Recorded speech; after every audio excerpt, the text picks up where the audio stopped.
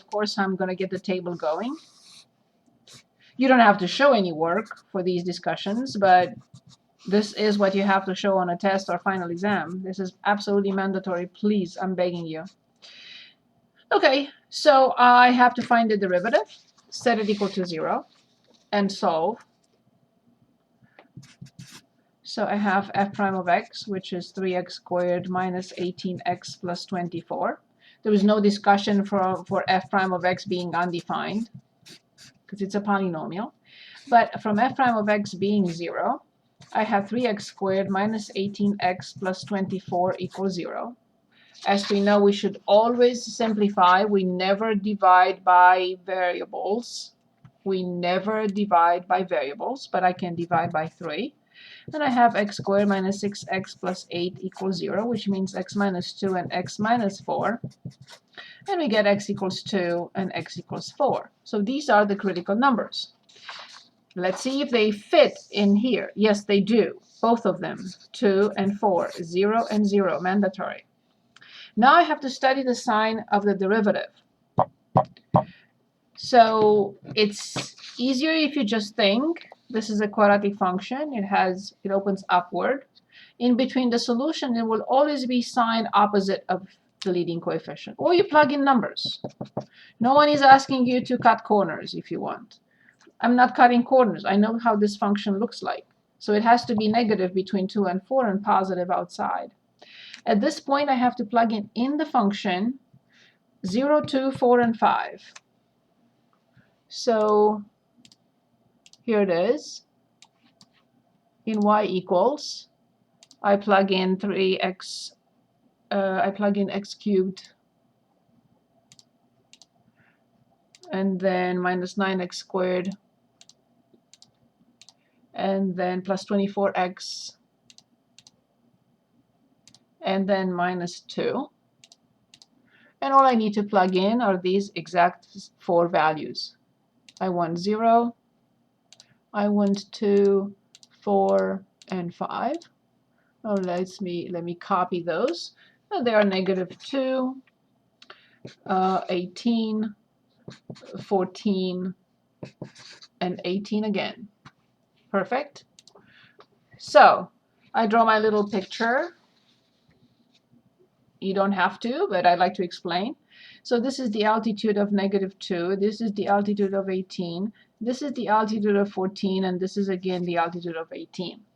So obviously, we have two absolute max. We have one absolute min, and we have one relative min.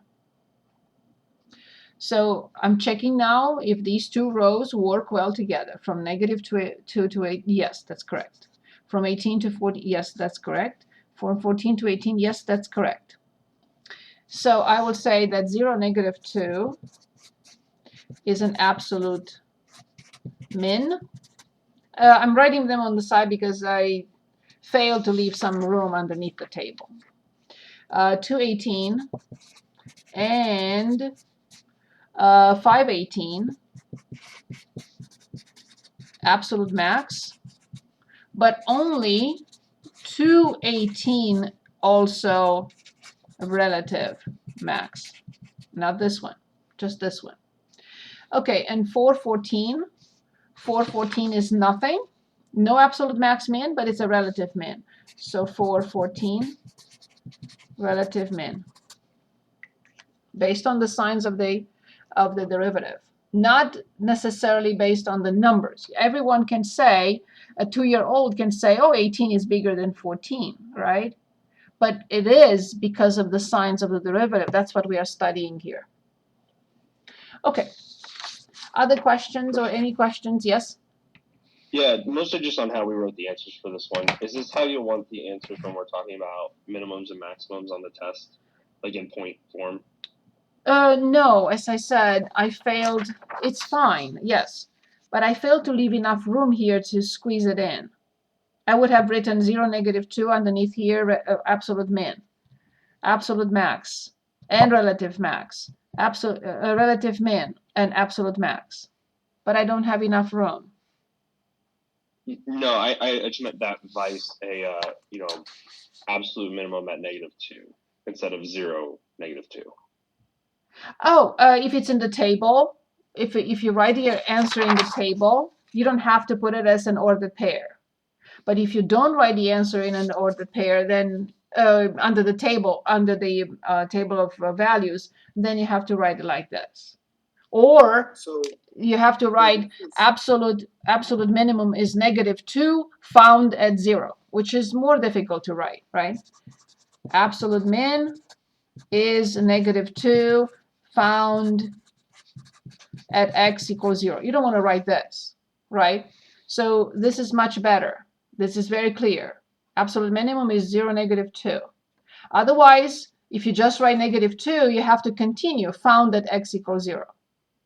But here it's very clear. Both of them are here. Okay, thank you. Thank you.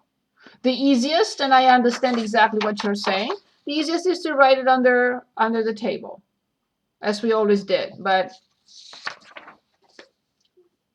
this is okay, and writing it out of the table is okay as well. Whichever you prefer. for the discussion, so if we only put it like -2 is the absolute minimum, will we not get points for it? I will have to take a look at it. Okay. Good. Other questions here? Do you think we need another example with mean value theorem, or can we move on?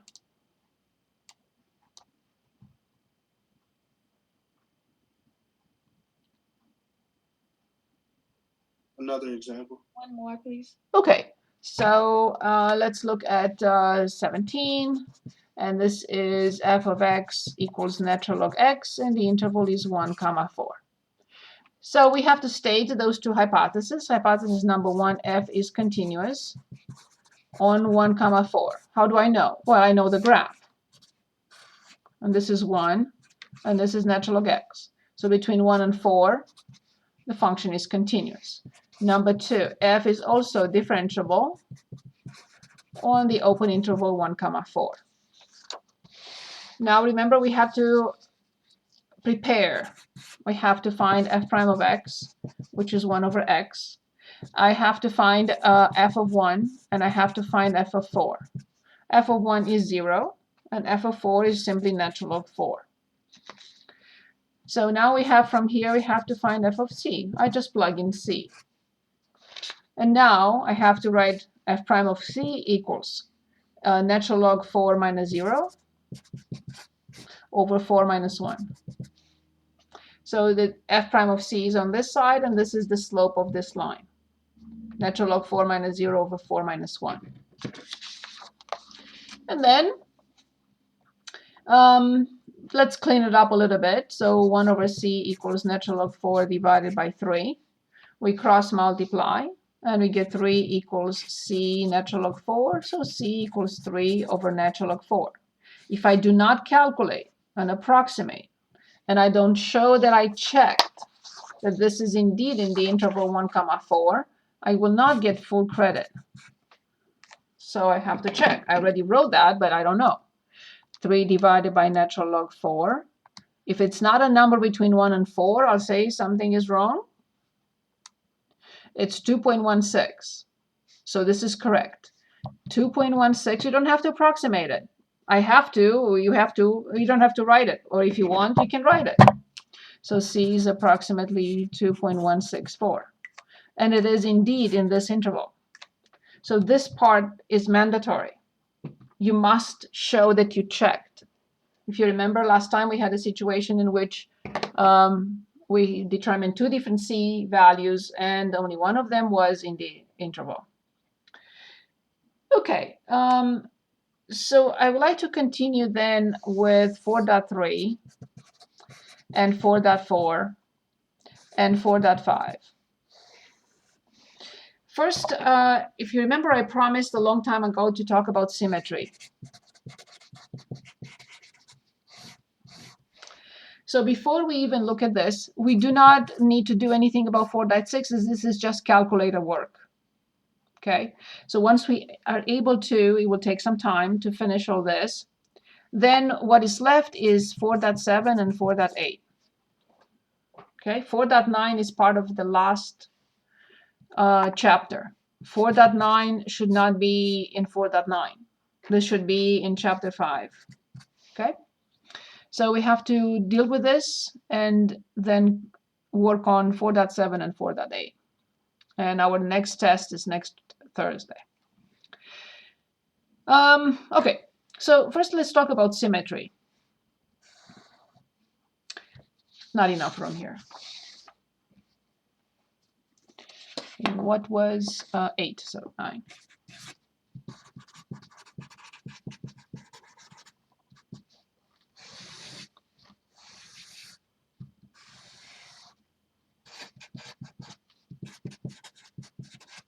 This has nothing to do with odd numbers and even numbers.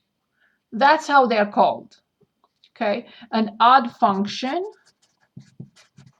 and an even function has nothing to do with a degree, has nothing to do with a particular number. No, an odd function is symmetric with respect to the origin.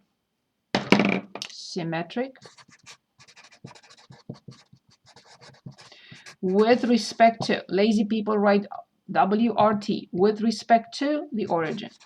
I'm kidding. Now, an even function is called even because it's symmetric with respect to the y-axis. Symmetric with respect to the y-axis. Okay, so let's graph.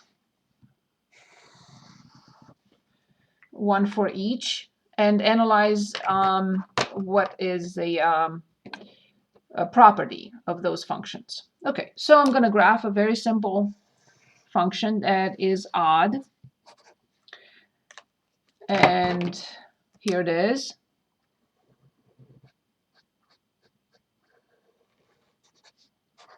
An example, y equals x cubed. This is an odd function. It's symmetric with respect to the origin, meaning if I connect 2 points on opposite sides of the origin, of course, with a line passing through the origin, this piece equals this piece. So it's symmetric with respect to the origin. Now, if I choose a point here, x comma f of x, the opposite point, can anyone give us the coordinates of this opposite point? If this is A, let's say this is B, A has coordinates x comma f of x. What will be the coordinates of B? What do you think? Negative x, negative x. Of course, yes, of course. Negative x and f of negative x, you said it perfectly. This is the same thing with negative f of x. Exactly. So if this is 5, this is negative 5. If this is 2, this is negative 2. And this is the relationship. Exactly what you see here, what you just told me already. F of negative x equals negative f of x.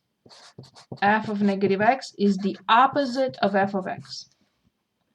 Any function that is odd has to fulfill this condition. If in the function, I'll give you examples in a minute. If in the function I replace x by negative x everywhere, I should get the opposite of the original function. So we're going to have examples in a second. Let me finish with this one and then we'll go back. For this, I'm going to give a simple example. This is y equals x squared. What happens now is if I have 2 points, A and B, on opposite sides of the y-axis, this piece equals this piece. So if I denote this by x and this f of x, can anyone give us the coordinates of B? If the coordinates of A are x, f of x, what will be the coordinates of B? negative x f of x. That's it. Also, f of negative x, which is the same thing. So the relationship for this one is even easier. Same thing, same starting point, but not even the opposite, the same. So if a function, if I replace in a function everywhere x by negative x and I get the original function back, that is an even function. That has nothing to do with number 2 or 4 or 6. It's called even, which means it's symmetric with respect to the y-axis. So examples for both. Let's start with the easy one.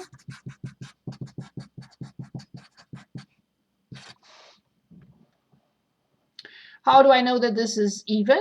It's because then when I replace x by negative x to the fourth still stays as x to the fourth. Negative x to the sixth still stays as x to the sixth, which means it's the same with the function. So f of negative x equals f of x at any point in time for any value x and negative x. So this function is called even. Its graph must be symmetric with respect to the y-axis.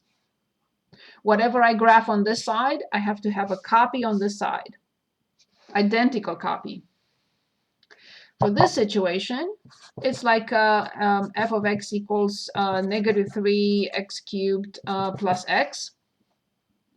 When I replace x by negative x to the third will be still negative x to the third with minus in front. This will be 3x to the fourth.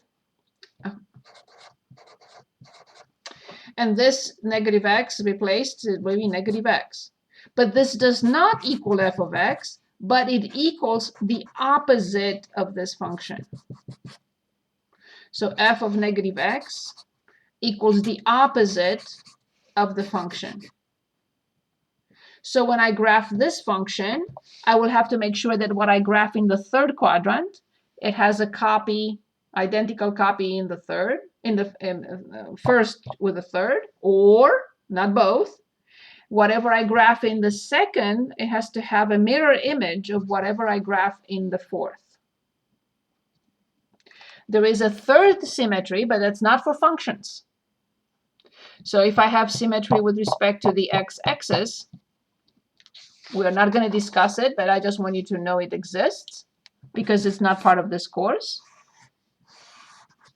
So I could have something like this. This is symmetry with respect to the x-axis, but this is not a function. By the vertical line test, is not a function. So we don't discuss this, the symmetry with respect to the x-axis. Okay, so that was one thing that I needed to explain.